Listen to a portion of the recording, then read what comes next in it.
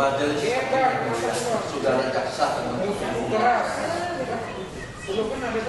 setelah sekian lama kami berkumpul di Ketapang dan baru terbuka banyak hal yang belum pernah saya tahu sebelumnya. Ternyata kegiatan ilegal di Ketapang ini memang sudah masuk kategori sindikat yang sangat mengerikan. Kesimpulan ini berdasarkan pengakuan para nakoda, juragan motor, dan para tumbal lainnya di hadapan saya.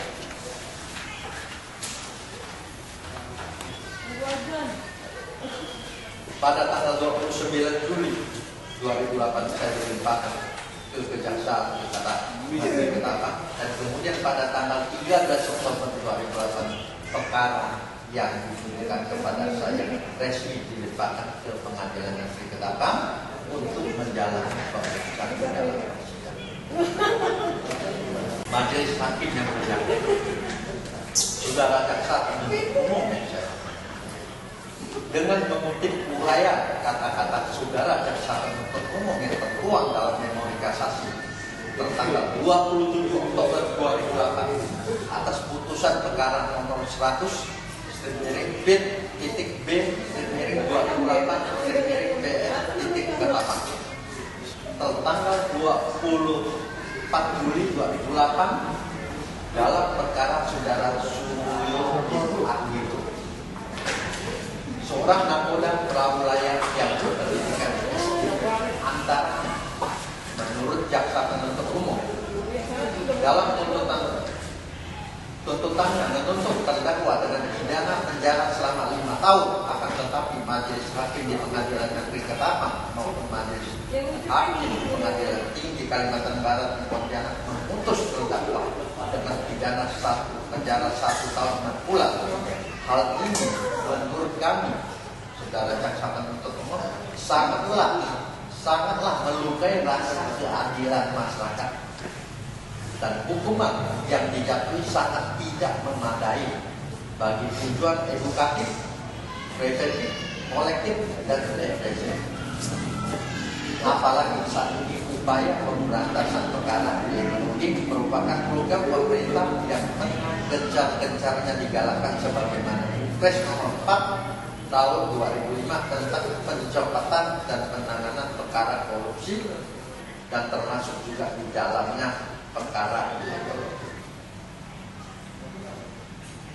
Kami menanggapi adanya uraian kata-kata Jaksa Penuntut Umum yang sangat melukai keadilan masyarakat. Sungguh suatu kata-kata yang indah dan sangat mengasamkan. Saudara Jaksa Penuntut Umum sangat membela kepentingan masyarakat kecil, tapi Saudara Jaksa Penuntut Umum lupa bahwa objek atau orang yang dimaksud adalah seorang masyarakat kecil dan miskin, berprofesi sebagai nakoda perahu layar yang sekedar mencari nafkah, mempertahankan hidup keluarga, berpendidikan sangat rendah. Dalam hal ini saya beranggapan Saudara Jaksa Penuntut Umum mencoba menjadi abdi negara maupun penegak hukum yang baik. Tapi Saudara Jaksa Penuntut Umum sudah salah sasaran. Seharusnya lebih atau sangatlah tepat kalau diarahkan ke para cukup, pemilik kayu, ataupun para oknum-oknum yang terlibat di dalam ilegality, bukan kepada seorang nakoda kecil yang miskin dan buta hukum. Menurut Saudara Jaksa Penuntut Umum, bahwa kami menyadari sepenuhnya bahwa pidana penjara bukan sarana balas dendam, melainkan memiliki tujuan untuk membina pelaku kejahatan agar tidak melakukan kejahatan kembali. Tanggapan saya ingin menggarisbawahi uraian kata yang indah dari Saudara Jaksa Penuntut Umum. Penjara memang dibangun pemerintah bukan tujuan balas dendam, akan tetapi semata-mata sarana membina para penjahat. Mungkin Saudara Jaksa Penuntut Umum kurang ataupun tidak pernah berkunjung ke penjara,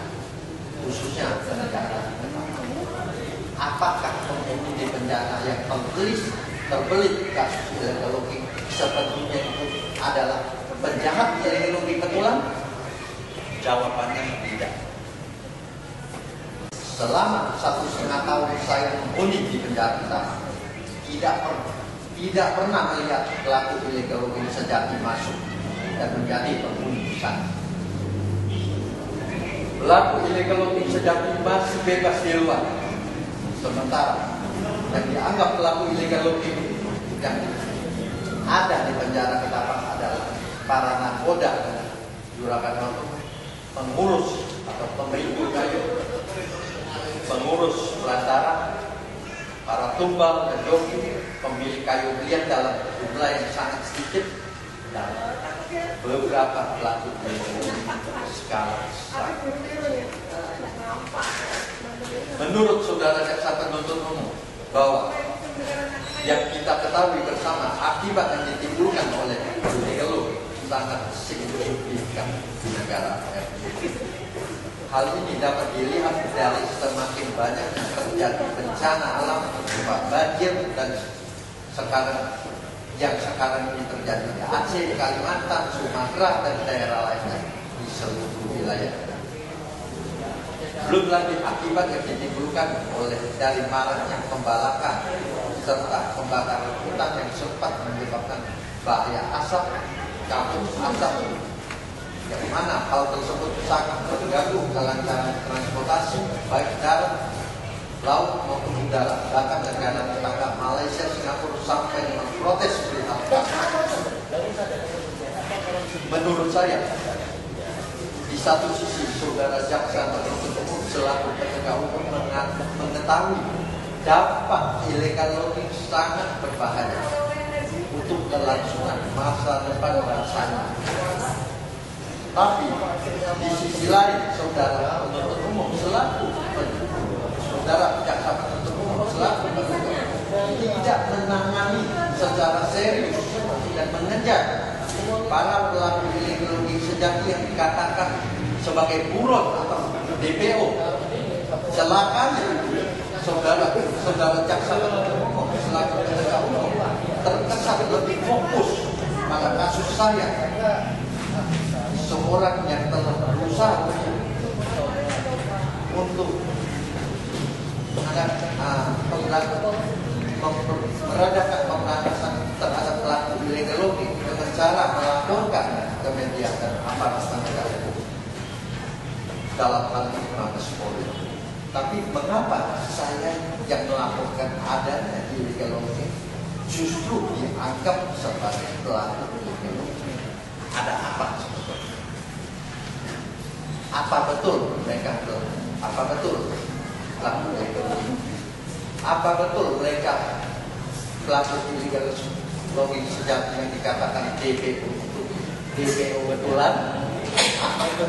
Atau kalau betul, mengapa tidak diumumkan di media cetak atau media elektronik dan gambarnya tidak ditempelkan dan ditempelkan di tempat-tempat umum? Apa mereka itu hanya di DPO-kan untuk sesaat saja? Apa yang saya pertanyakan ini bukan tanpa alasan. Fakta sudah membuktikan sudah banyak orang yang menyatakan DPO setelah beberapa saat timbul kembali sebagai orang yang